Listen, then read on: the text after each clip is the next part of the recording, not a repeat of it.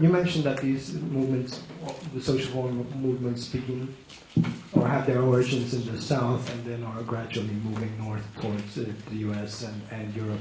Is there not a fear that, as I sense this especially in Europe, that these old ideologies cannot adapt to this diversity and this decentralized type of functioning, and will in fact, once in the northern context, try to sort of pressure themselves or force themselves on the side? I mean, if you really look at it in detail, there are plenty of problems, both in the South and the North.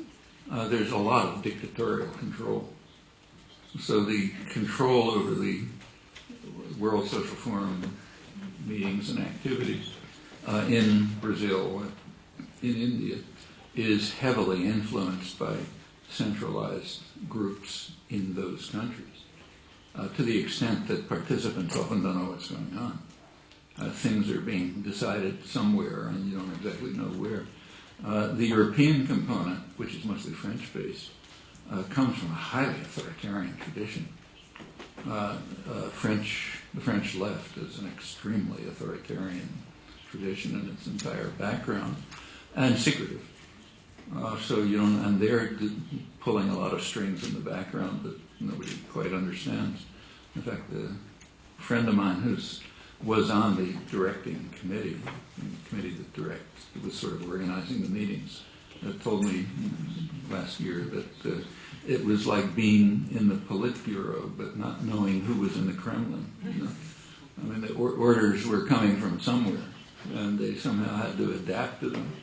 And they themselves were imposing structure, and the groups who were participating didn't like it because they're mostly much more kind of libertarian in the European sense, and it didn't want to be controlled. So there's plenty of internal contradictions there. You can see it in the Workers' Party in Brazil, for example. I mean, it's a kind of a mixture of mass popular organizations and plenty of authoritarian control. That's one of the problems they're having right now in Brazil. So all the traditional problems are there. They didn't disappear.